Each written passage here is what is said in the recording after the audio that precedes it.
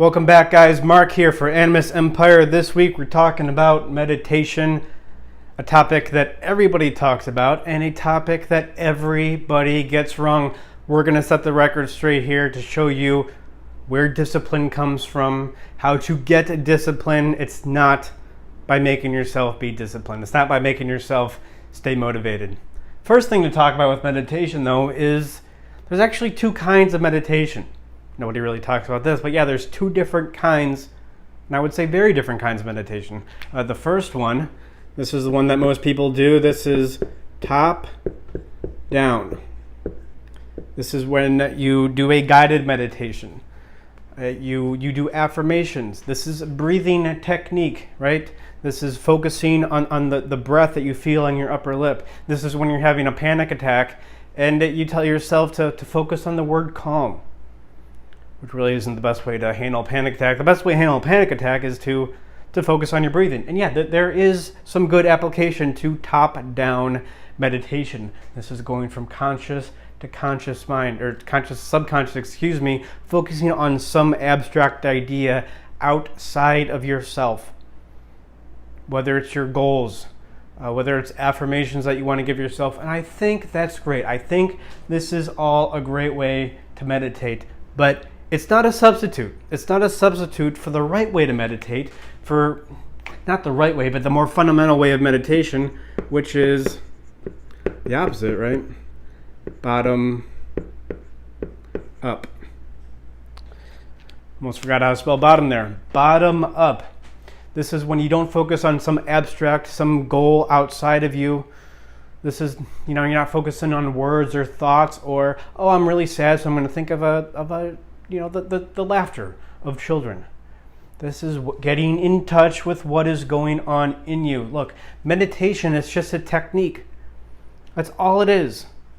But unless we have a structure of our emotions, unless we have a structure, diagrams of our psychology, what are we getting in touch with? What are we using the technique to get in touch with? We don't even know. We need the structure first, then we learn about meditation, and then we can learn how to apply it in a more helpful way. This top down, by the way, this is, well, I'm not going to write it down. This is mindfulness. And think of it this way. Top down meditation, that's fine to do, but not as a substitute for this, so it's kind of like working out. Top down meditation, that's like bicep curls. That's like tricep extensions. If you want to do them, that's great, but not in lieu of the bottom up meditation, which is squats and deads. You're not going to do it in lieu of that. And if you do it in lieu of the more fundamental kind of meditation, you're going to throw your body out of whack. You're going to have muscle imbalance, and you will injure yourself. And this is just, what top-down meditation is? It's kind of like repression. Not the right way to go about it. It's a fancy way to repress the pain that's down here, but bottom up, we want to get in touch with the pain. A great story that talks about meditation, that demonstrates the power of meditation, doesn't talk about it. How boring would that story be? This is a movie about meditation. No, but Creed, the movie Creed, when Adonis Creed, Apollo Creed's son, he gets knocked out on the mat.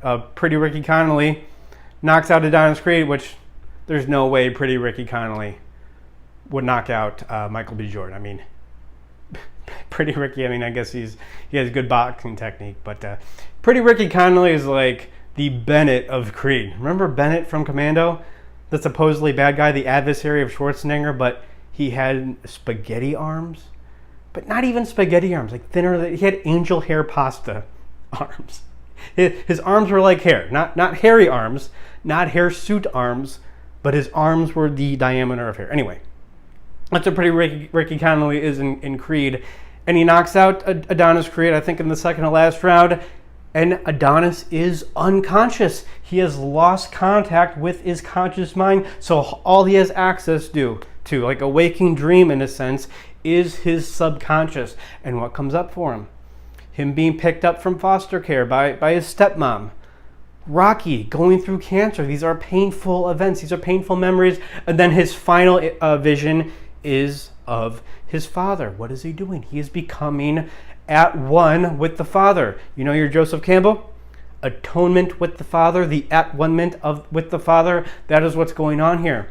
He is developing awareness of all the good in his life being picked up from foster care by his foster mom, the bad in his life, Rocky going through chemo, and something he has mixed feelings about. His father, Apollo, Carl Weathers. Probably there's a lot of good feelings about that, but also negative feelings because he was a bastard and, he wasn't there. Apollo Creed wasn't there for him. I'm not even sure he knew about him.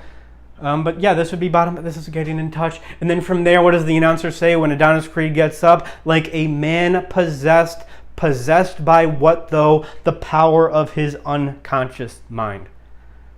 And then from there, all the motivation, all the discipline he ever needs, it just flows, and he ends up knocking down Pretty Ricky Connolly.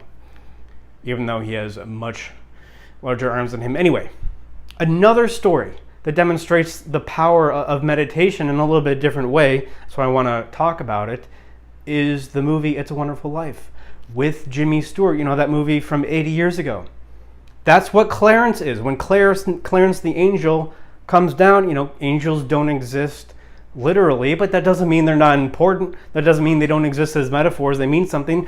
They bring us in contact with a higher realm. What we talked about in the shamanism video. And that's what Clarence the Angel did with Jimmy Stewart. He showed him what his life would be like if he didn't exist. What is he doing? He's just making himself more aware. So he's much less likely to kill himself because Uncle Billy, the drunk uncle, lost all that money. Now he has all the motivation, he has all the awareness, all the discipline he needs to not jump off the bridge. But it doesn't come from focusing on the motivation. It doesn't come from watching YouTube videos about discipline. It comes from awareness, getting in touch with this. Bottom-up meditation, this is squats, this is deadlifts. If you want to do tricep extensions, fine. You don't have to do them, but if you want to do them, it's fine. But how do we do bottom-up meditation? 4-step process here. The first step is, still. You got to be still. You have to sit and be still. Remove all distractions, because what are distractions, of course?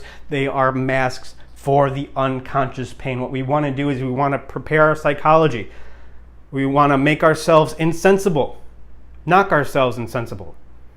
Is it a noun or an adjective? I don't know. It doesn't matter. But we want to be like Adonis Creed on the mat. We want to knock out our conscious mind to get in touch with what's going on. And then what do? We sit still. And then, but then we ask ourselves. We ask ourselves open-ended questions. There we go. So what are we doing? We're getting in touch with our sadness. We're getting in touch with our anxiety. So what are we going to ask ourselves? Because we have a structure for psychology, so we know how to apply the technique of meditation now. I was about to say medication. It's like a medication in a way. So what do we ask ourselves? Open-ended questions are very important. You don't have to ask yourselves out loud, but just think about it. What do I need? What is the thing that I need? Of course, this is getting in touch with our sadness, making it anger, and then avoid. What am I avoiding? This is, of course, getting in touch with latent anxiety. What do I need? What am I avoiding? Another question, you can ask yourself how questions. If you have a particular problem in your life, maybe it's something you don't really know how to tackle, how can I overcome this? How can I prepare myself so when I come into this problem in the future, I'm better equipped to handle, whatever how question you need to ask. And then the third step is you write. You will get answers eventually. You write them down. You don't just, we're not Buddhist monks in some monastery on the cliffs of Bhutan. That's fine for the Eastern Hemisphere. But this is the Western Hemisphere. We actually do things here, and this really takes us to our fourth point.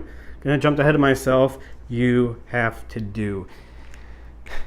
Kind of looks like, what does this look like? Introspection, right? This is sort of a subconscious way. This is a more artistic, let's say, frou-frou, artsy-fartsy way to introspect.